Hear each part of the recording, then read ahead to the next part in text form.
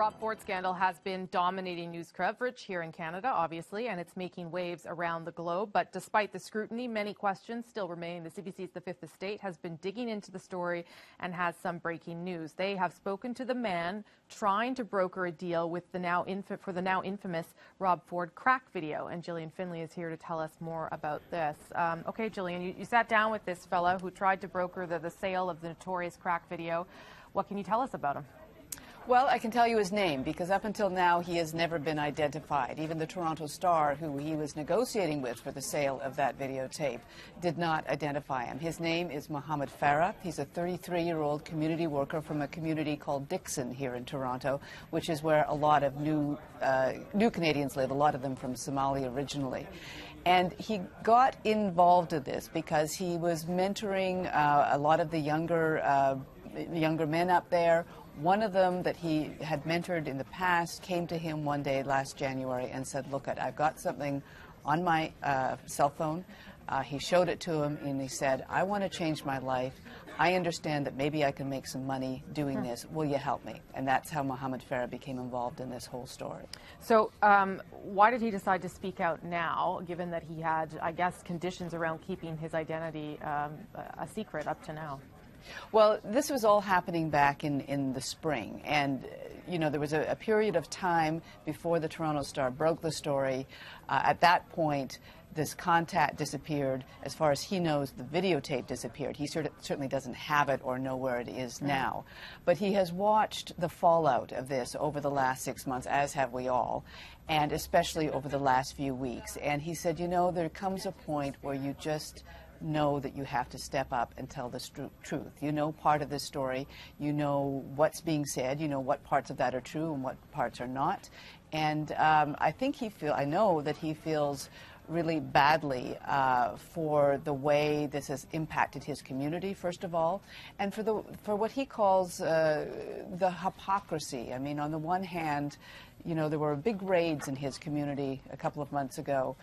44 people were arrested on suspected gang and drug charges. And as he points out, you have the mayor of Toronto, who has still, despite what has to be considered growing evidence that indeed what that videotape purports to show is true, that apparently to this point, who knows where tomorrow takes us, but there have been no repercussions. And so he decided he wanted to speak out. So what did he tell you about, you know, who was trying to get the video from him and what was involved in terms of that negotiation or conversation?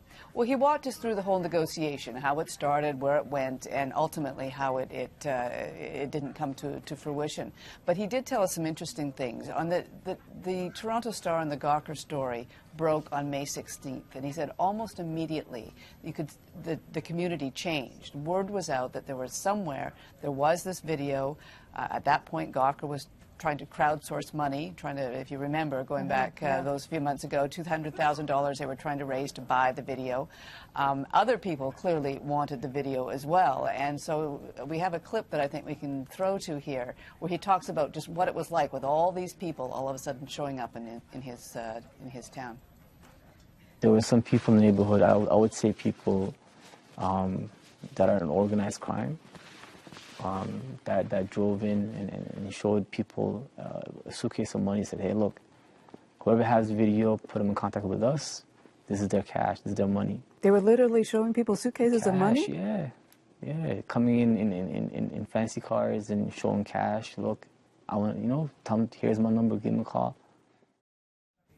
Yeah, it's pretty incredible to hear from him directly, because that's sort of part of the missing link of that first part of the story. Did he or anyone in the community have a sense of who these people were and why they wanted the video, like what the intent was in trying to purchase it?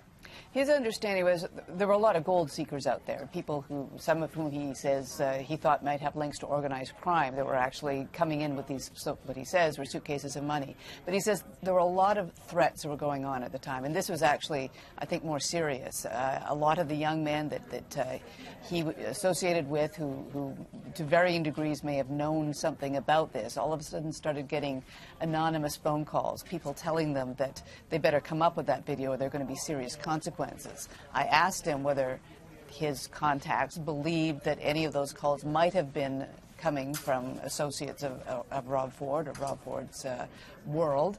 And he said he doesn't have any proof, but certainly that's what the people who were on the receiving end of the calls certainly believed. Well, it's an interesting development, and we appreciate you bringing us a tidbit of it tonight, Gillian, but we'll, of course, see the full story later tonight, and I'll promo that in just a second. Thanks, Gillian Finley.